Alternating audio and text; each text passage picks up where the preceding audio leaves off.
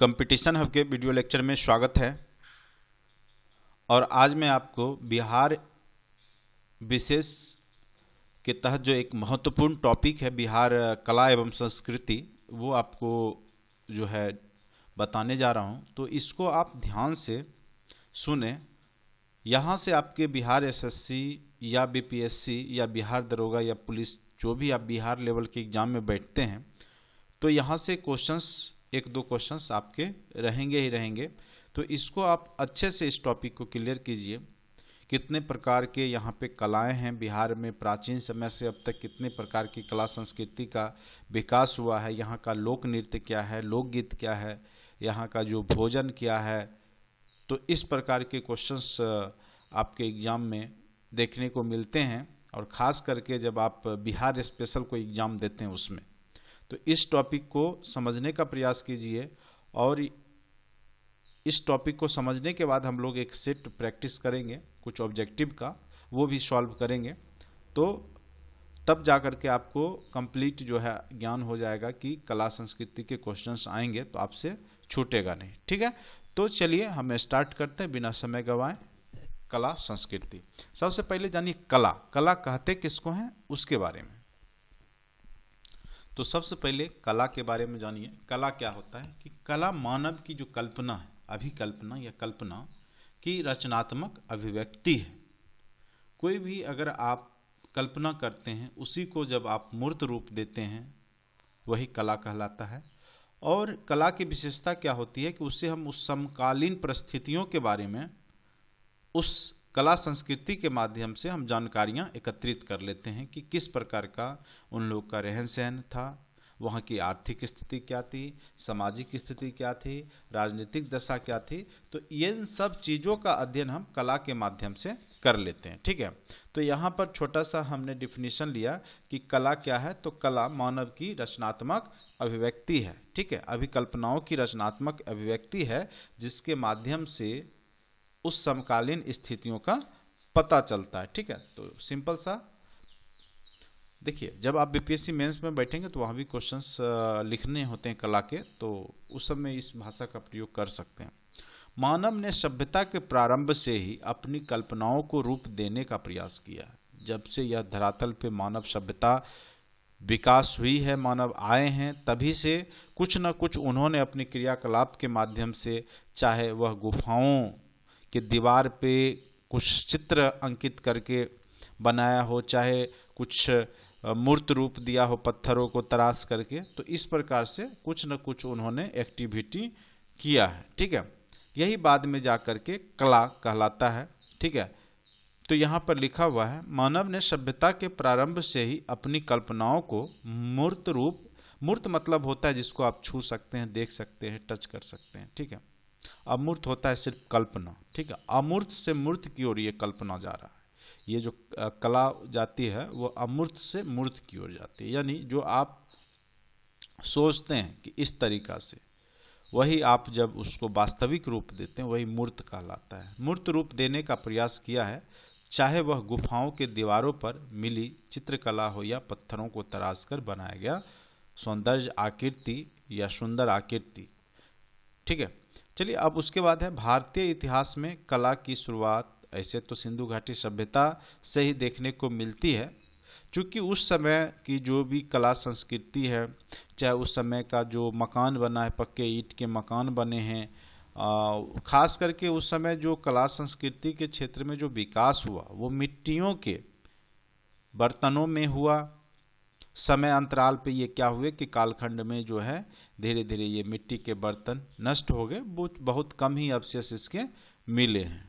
लेकिन उस पे भी जो भी मिले तो उसमें जैसे खिलौने ही थे, बच्चे के खिलौने, उस समय जो भी लोग जो भी खेल खेलते होंगे, या उस तरह के बहुत सारे जो आभूषण मिले पत्थरों को तराश करके बनाया गया या हड्डियों के, तो कुछ न कुछ कला संस्कृति सिंधु घाटी सभ्यता में भी दिखती है। लेकिन उस कला संस्कृति को हम प्रमुख कला नहीं मानते हुए आगे आने वाला जो आपका कला होता है मौर्य कला, उसको हम जो है कला का युग कह के जानते हैं, उसके नाम से जानते हैं। और उसके बाद जो कला का जो विकास हुआ है वह व्यापक स्तर पे हुआ है और उसी ने जो है आने वाले समय के लिए जो है एक दिशा का काम किया है और ख़ास करके भारत में और पूर्वोत्तर भारत में वहीं से कला संस्कृति का विकास हुआ है और जिसने कि पूरे भारत को दिशा देने का काम किया है। ठीक है,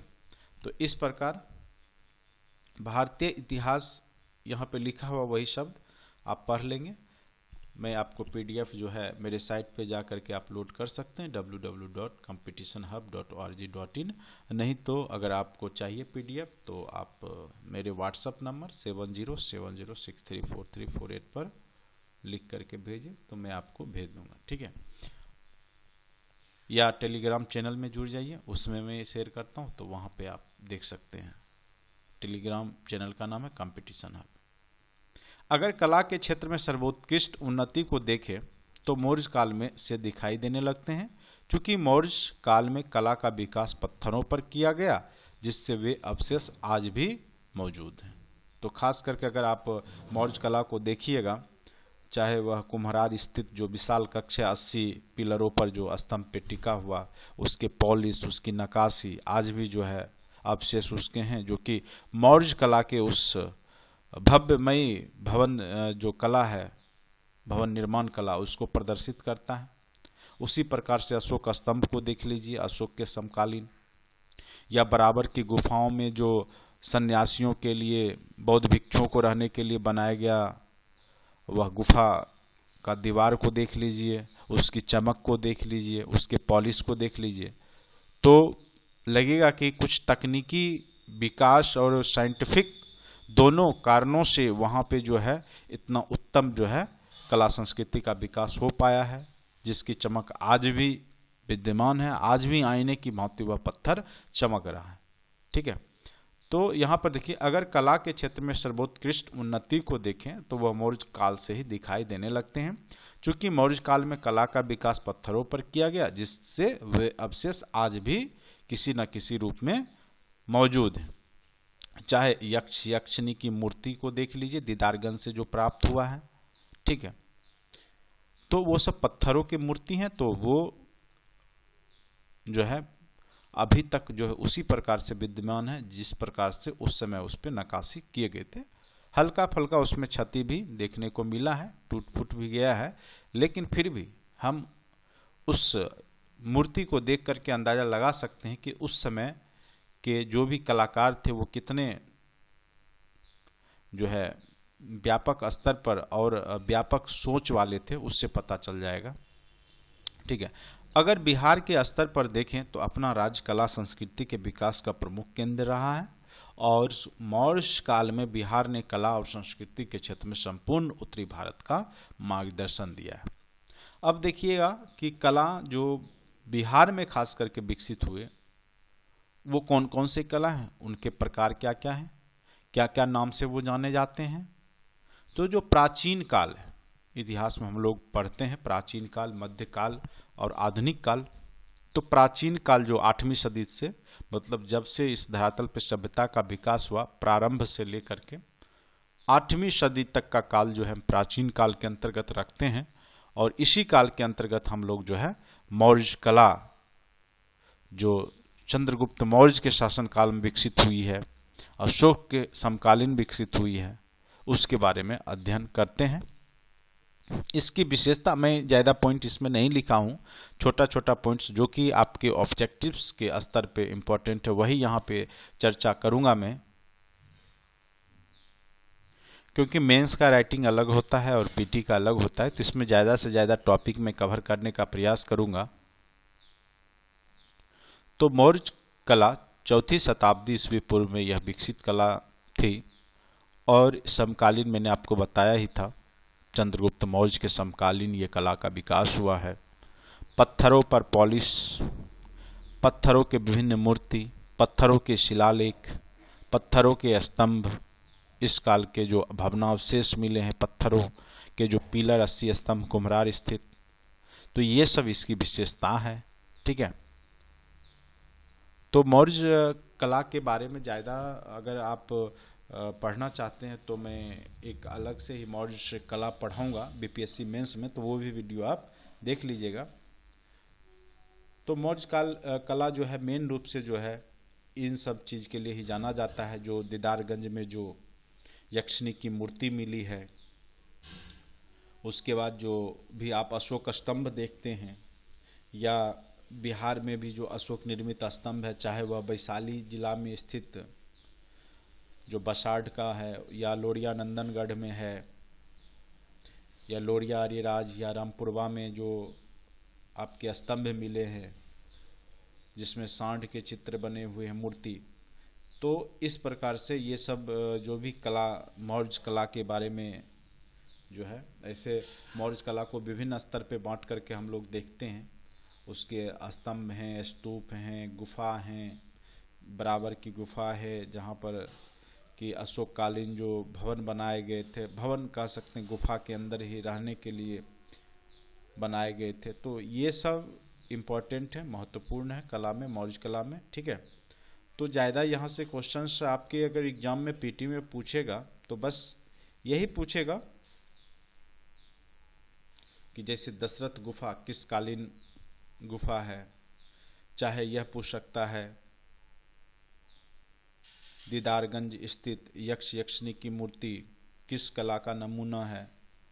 इस तरीके के क्वेश्चंस आपके एग्जाम में पूछे जा सकते हैं यहाँ। ठीक है, उसके बाद गुप्तकालीन कला जो कि गुप्त काल में विकसित हुई है, वास्तुकला का विकास और मथुरा कला का विकास। इस समय मथुरा शैली मूर्ति निर्माण की एक प्रमुख शैली है जो कि उत्तर भारत में विकसित हुई थी। जैसे द्रविड़ शैली है, मथुरा शैली है, गांधार शैली है। तो इस प्रकार बहुत सारा शैली है कला का। ये यहाँ पर देखिए, गुप्तकालीन कला, वास्तुकला का विकास, मथुरा कला का विकास इस समकालीन हुआ है। और भागलपुर के जो सुल्तानगंज में जो 7.5 फीट ऊंची जो बुद्ध की प्रतिमा मिली है, वो भी गुप्तकालीन कला का ही सर्वोत्तम नमूना है। ठीक है, तो ये पूछा जा सकता है कि भागलपुर के सुल्तानगंज से प्राप्त 7.5 फीट की जो बुद्ध की ताम्र मूर्ति है वो किस काल की है, तो गुप्त काल की है। उसके बाद है पाल कला। पाल कला जो है मुख्य रूप से 8वीं से 12वीं शताब्दी में पाल शासकों के द्वारा, चाहे गोपाल हो, उसके द्वारा विकसित की गई थी। ठीक है, तो पाल शासकों के द्वारा यह पाल कालीन कला का जो विकास हुआ है उसके संरक्षण में ही हुआ है। तो इनकी जो मेन रूप से जो शासन काल था वो 8वीं से 12वीं शताब्दी तक का माना जाता है। और यह मध्यकालीन के तहत हम लोग इसको रखते हैं। गुप्तकालीन कला तो प्राचीन है, लेकिन पाल कला जो है मध्यकालीन में आ जाता है, क्योंकि 8वीं से 12वीं शताब्दी में इसका विकास हुआ है। और मेन रूप से धर्मपाल आप नाम सुने होंगे, और देवपाल, ये जो 2 राजा थे, उन्हीं के शासनकाल में इसका विकास हुआ है। और यहाँ पर देखिए लिखा हुआ है, काले बेसाल्ट पत्थरों और कांसे की मूर्तियों के निर्माण की उन्नत शैली का विकास पाल कला में हुआ है, खासकर काले बेसाल्ट पत्थरों को। और इसको जो है खड़गपुर की पहाड़ी, मुंगेर की पहाड़ी से लाया जाता था। कांसे की मूर्ति जो बनी हुई थी ढलवा किस्म की है, और इसमें अग्रभाग पे ही ज़्यादा फोकस किया गया। आज भी आप मूर्तियों को देखेंगे तो उसके अग्रभाग को ही बनाया जाता है, पीछे वाले भाग जो बैक एंड साइड होता है उसको छोड़ दिया जाता है।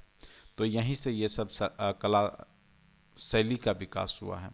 इसके प्रमुख कलाकार धीमन और उसके पुत्र विठपाल थे, जिन्होंने इस कला जो काले बेसाल्ट कांसे के मूर्ति का जो निर्माण कला का विकास हुआ है वो विठपाल और धीमन का ही देन है। ठीक है, और यहाँ विक्रमशिला अगर महाविहार जो उस समय भागलपुर के निकट जो जिसका निर्माण हुआ था वो भी पालकालीन कला का ही एक उत्तम नमूना है। और इसमें जो मृण मूर्तियाँ, छोटे छोटे मूर्तियाँ जो दीवार पे बनाए गए थे, ठीक है, तो विक्रमशिला विश्वविद्यालय के, तो ये सब इसकी विशेषता है। तो मेन रूप से याद करना है आपको, पाल कला पालकालीन कला है। यानी 8वीं से 12वीं शताब्दी के बीच में यह विकसित कला है और ये पूर्व से आ रही कला का ही विकास हुआ है यहाँ पर। और ख़ास करके यहाँ पे जो काले बेसाल्ट पत्थरों के जो मूर्ति बनाए गए हैं और कांसे की मूर्तियाँ जो ढलवा प्रकृति की जो बनाई गई है वो इसकी विशेषता है। ठीक है, अब आते हैं नेक्स्ट मध्यकालीन 12वीं शताब्दी के अंत में। 8वीं से 12वीं हमने आपको पाल कला के बारे में बताया। 12वीं शताब्दी के अंत में बिहार पर तुर्कों का अधिकार हो गया। विशेषता तुर्क, अफगान और मुगल शासकों की विशिष्ट देन स्थापत्य कला क्षेत्र में, भवन निर्माण को ही स्थापत्य कला कहते हैं, उसके क्षेत्र में इनका ज़्यादा योगदान है। मलिक इब्राहिम या मलिक बया का मकबरा जो बिहार शरीफ में है वो इस कालीन जो कला का बहुत अच्छा नमूना है। 1617 ईस्वी में बिहार के प्रांतपति जो इब्राहिम खां थे उनके द्वारा जो दौलत शाह का जो मकबरा है मनेर स्थित, वो सबसे महत्वपूर्ण नमूना है। उसके बाद नेक्स्ट आते हैं हम पटना कलम, यानी पटना पेंटिंग, पटना कला।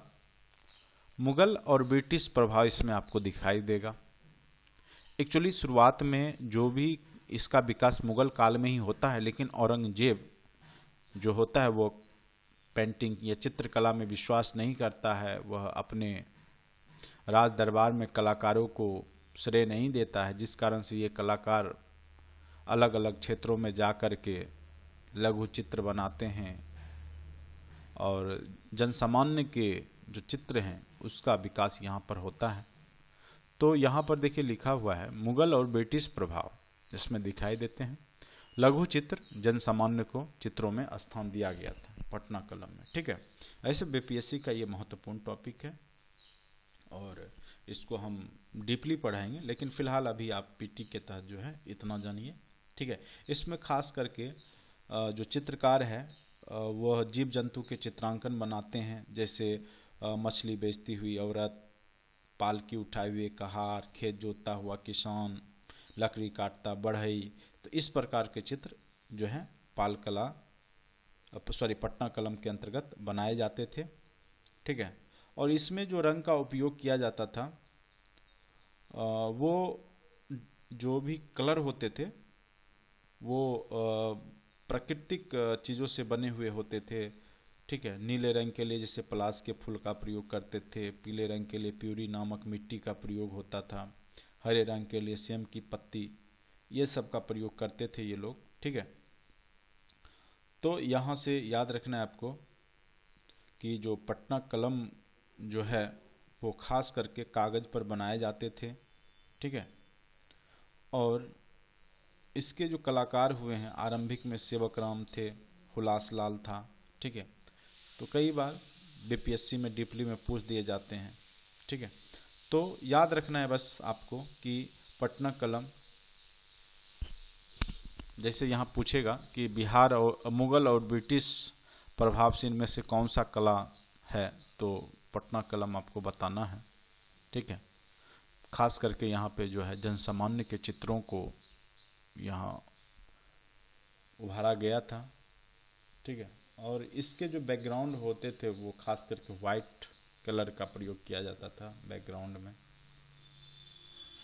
अब है वाटर कलर आधारित इस शैली, वाटर कलर है ये 1760 ईस्वी में के आसपास मुगल दरबार में हुआ था, बाद में जाकर के ब्रिटिश दरबार में इसका उपयोग हुआ है। ईश्वरी प्रसाद वर्मा भारत में पटना कलम शैली के अंतिम चित्रकार थे। ठीक है, और यह कला का जो अंत हो जाता है, देहांत इनके अंत, जिसे वर्ष 1949 में इनके देहांत के साथ ही पटना कलम शैली का भी जो है विकास खत्म हो जाता है। उसके बाद है मधुबनी चित्रकला। यह मिथिलांचल, दरभंगा, बिहार जो हमारा राज्य है उसमें मिथिला के क्षेत्र में फैला हुआ यह, आजकल आप देखते होंगे कि पटना में दीवारों पे मधुबनी पेंटिंग बनाए गए हैं। तो ये ऐसे तो कहा जाता है कि राजा जनक के समय से ही इस कला का विकास हो चुका था। जो भी हो, मिथ्या हो चाहे जो भी वास्तविक हो, यह कला जो है मिथिलांचल की कला है और इसमें खास करके भित्ति चित्र और अरिपन चित्र का जो है विकास हुआ है। इसके अंतर्गत भित्ति चित्र जो दीवारों पे मिट्टी के दीवार, पहले तो मिट्टी के घर हुआ करते थे, तो जिस कारण से जो है दीवारों पे चित्र बनाते थे। इसमें खास करके विवाह के समय, मुंडन के समय घर में महिलाएं जो हैं, यह अगर सबसे ज़्यादा इसमें महिलाएं ही जो इस चित्रकला का जो है विकास महिलाओं के द्वारा ही किया गया है, मिथिलांचल की महिलाओं के द्वारा। ठीक है, तो ये याद रखना है आपको। ये खास करके मिथिलांचल जो क्षेत्र है, दरभंगा, सहरसा, मधुबनी, नेपाल के कुछ भागों में थोड़ा बहुत, ठीक है, वहीं पे इस कला का विकास हुआ है। और इस कला में जो भित्ति चित्र हैं वो खास करके जैसे गोसनी घर की सजावट, जहाँ पे भगवान जिस घर में यानी देवी देवता को पूजा जाता है उसकी सजावट के लिए प्रयोग किया जाता है। या शादी विवाह के समय में कोहबर घर, जहाँ पे लड़का लड़की जो भी शादी जिनका होता है, नवविवाहित जोड़ा रहते हैं, तो उसमें जो चित्रकारी किया जाता है। ठीक है, जिसमें अलग अलग चित्र के लिए यानी इसका एक सिंबॉलिक रिप्रेजेंटेशन होता है। जैसे इसमें आपको तोता कामवाहक का प्रतीक है, मछली कामोत्तेजना का प्रतीक है, बांस जो है वंश वृद्धि का प्रतीक होता है, घोड़ा जो है स्वर्ग का प्रतीक होता है। तो इस प्रकार के चित्र जो बनाए जाते हैं तो प्रतीकात्मक होते हैं, इनका जो है अलग अलग मीनिंग होता है। ठीक है, अभी वर्तमान में इस कला का विकास बहुत तीव्र गति से हुआ है। और जैसे अरिपन है, अरिपन जिसको एक तरीका से हम लोग कह सकते हैं रंगोली, खास करके ये चित्र महिलाएं जो हैं रंगोली टाइप का जो ज़मीन पे बनाया जाता है, और जैसे कूटे हुए चावल में पानी में रंग मिला करके जो बनाते हैं उंगलियों के सहारे, यही अरिपन कहलाता है। ठीक है, जिसमें खास करके जो बनाए गए चित्र हैं वो देवी देवताओं के भी चित्र बनाए जाते हैं, फूल फल के भी चित्र बनाए जाते हैं, स्वास्तिक या दीपक के चित्र बनाए जाते हैं। ये आप देखते होंगे जो मिथिला के क्षेत्र के होंगे निवासी, तो इसे हम अरिपन कहते हैं। तो ये मधुबनी चित्रकला के अंतर्गत ही है। ठीक है, ये याद रखना है बस यहाँ से। और कुछ महिलाएं हैं जो इस पेंटिंग में महारत हासिल की है, जैसे शशिकला देवी है। ठीक है, अब है नेक्स्ट जादव पटिया चित्रकला। यह संथाल समाज से जुड़ा हुआ चित्रकला है। यह चित्र सामान्यतः छोटे कपड़ों या कागज के टुकड़ों को जोड़कर बनाए गए पट्टों पर अंकित किया जाता है। यह चित्रकला संथाल समाज के मिथक पर आधारित लोक शैली है, ये याद रखना है बस। मंजूसा शैली, यह बिहार के भागलपुर क्षेत्र में सनई की लकड़ियों से बनी मंदिर सरीखी मंजूसा के क्षेत्र में प्रचलित बहुला विषहरी की लोक कथाओं में वर्णित चित्रों को कूचियों द्वारा, जो होता है बांस की कूची के द्वारा चित्रित किया जाता है।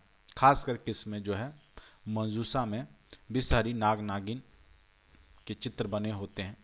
थंका चित्रकला, ऐसे थंका चित्र भारत का नहीं है, यह तिब्बत की चित्र शैली है। लेकिन यहाँ पर चूंकि शुरुआत से बौद्ध लोग आते रहे हैं और बुद्धिज्म का विकास हुआ है, जिस कारण से यहाँ पे चूंकि बुद्ध की शैली की चित्रकला का उत्थान बिहार में हुआ और उस समय कला के जो है उत्पन्न विचार विश्व के विभिन्न भागों में यहीं से भेजे जाते थे, इसलिए बाहरी लोग इसे बिहार की चित्र शैली के नाम से भी जान गए थंका चित्रकला को, लेकिन वास्तव में यह तिब्बती चित्रकला शैली है। ठीक है, अब नेक्स्ट है सांझी कला शैली। ठीक है, सांझी कला शैली जो है उत्तर प्रदेश के ब्रज क्षेत्र का यह चित्रकला शैली है।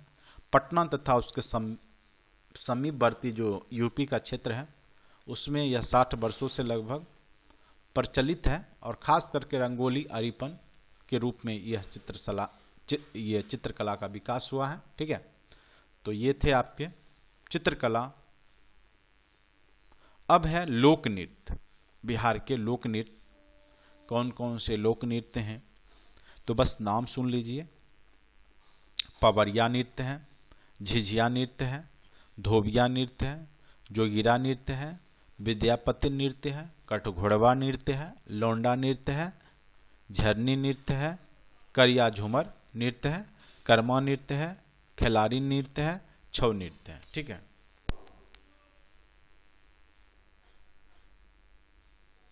तो इस प्रकार सिर्फ नृत्य का नाम याद रखें, ज़्यादा यहाँ से क्वेश्चंस नहीं पूछे जाते हैं। ठीक है, कई बार पूछा गया इनमें से कौन सा लोक नृत्य बिहार का है, तो इसी में से ऑप्शंस में से कोई ना कोई एग्जाम में दे देता है, तो ज़्यादा डीपली जाने की जरूरत नहीं है यहाँ पर। अब है बिहार के प्रमुख लोक नाट्य। नाट्य, यहाँ पे नाट्य क्या होता है? नृत्य और नाटक के बीच का, मतलब उसमें नृत्य भी होता है और नाटक भी होता है। कुछ कहानी पे ये लोग नाचते हैं, डांस करते हैं, कहानी आधारित होता है।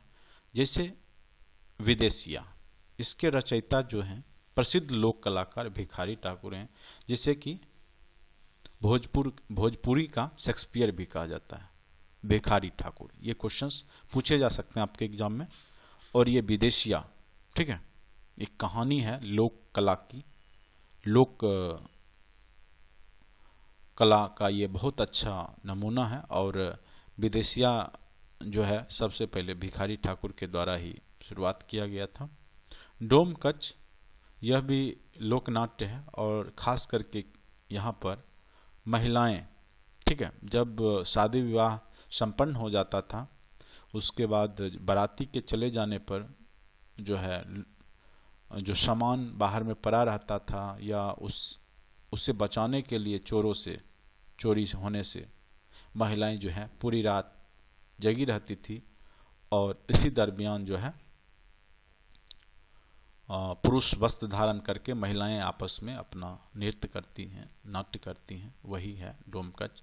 जट जट्टिन, यह दाम्पत्य जीवन पर आधारित है और इसको खास करके सावन से लेकर के कार्तिक महीने में चांदनी रात में स्त्रियों के द्वारा किया जाता है, जट जट्टिन। ठीक है, कीर्तनिया, आप कीर्तन भजन सुनते होंगे, ये खास करके भगवान की भक्ति पूर्ण लोकनाट्य है, जिसमें खास करके भगवान श्री कृष्ण के लीलाओं को ही दर्शाया जाता है और भक्ति गीतों के माध्यम से। सामा चकेवा नाम सुने होंगे, और ये भी एक प्रकार का नाट्य है जो कि कार्तिक माह में शुक्ल पक्ष की सप्तमी से पूर्णिमा तक किया जाता है। सामा चकेवा दोनों आपस में भाई बहन हैं, ये भाई बहन की कहानी पर आधारित नाट्य है। अब है बिहार के लोक राग। राग, भाव, राग, ताल, ये सब जो हैं कला संगीत के ही पार्ट हैं। इसमें जो है राग में नचारी, जो कि विद्यापति के द्वारा शुरुआत किया, लगनी, खास करके लगन में शादी के समय गाया जाने वाला राग है, फागुन महीना में होली के समय में, चैता, ठीक है, और पूर्वी, ये सब जो हैं ये राग हैं जिसके माध्यम से जो है संगीत निर्माण किए जाते हैं। ठीक है, नचारी राग के रचयिता विद्यापति थे। पूर्वी, इस राग को बिहनी नाम से भी जाना जाता है और पूर्वी राग का जन्मभूमि सारण जिला को माना जाता है। राज्य के प्रमुख कलाकार नाम सुन लीजिए, कुछ इंपॉर्टेंट कलाकार हैं, पूछा जा सकता है आपके एग्जाम में। विंध्यवासिनी देवी, ये इन्हें बिहार को किला के नाम से जाना जाता है और बिहार के लोकगीतों को अंतर्राष्ट्रीय ख्याति अर्जित करवाने में इनका महत्वपूर्ण योगदान है। जैसे शारदा सिन्हा का नाम आप सुने होंगे, उसी प्रकार से नंदलाल बसु, यह एक प्रसिद्ध चित्रकार हैं। बिस्मिल्लाह खां शहनाई वादक हैं, जिन्हें कि 2001 में भारत रत्न से भी सम्मानित किया गया है। उसके बाद है भिखारी ठाकुर, भोजपुरी भाषा क्षेत्र में यह शेक्सपियर के नाम से विख्यात हैं।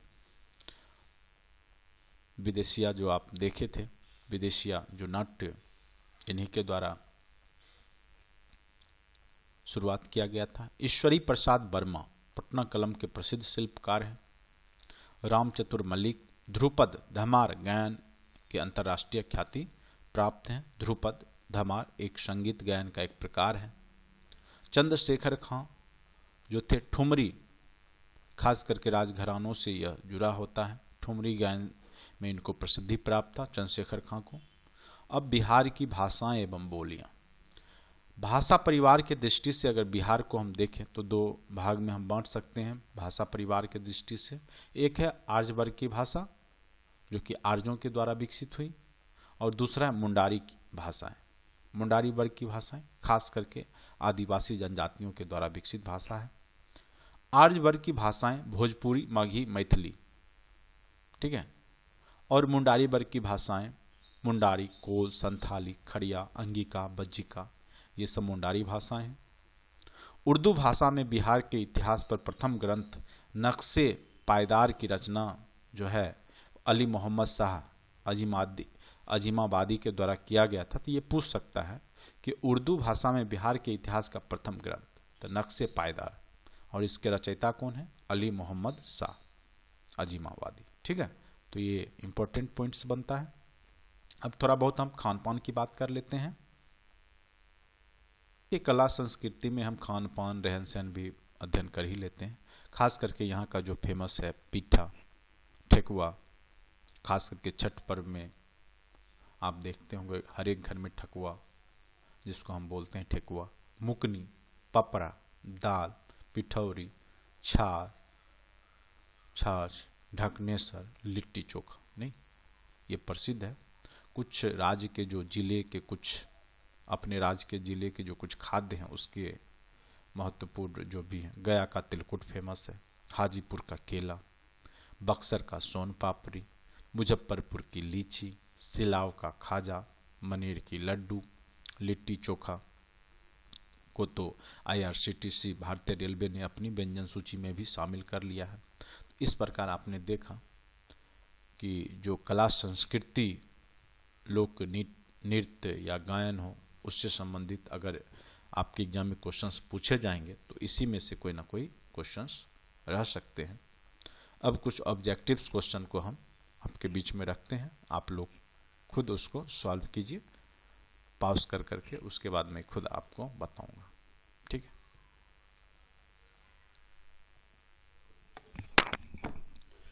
यहाँ पर क्वेश्चन है, मिथिला के प्रख्यात कवि विद्यापति ने किस राग का सृजन किया है?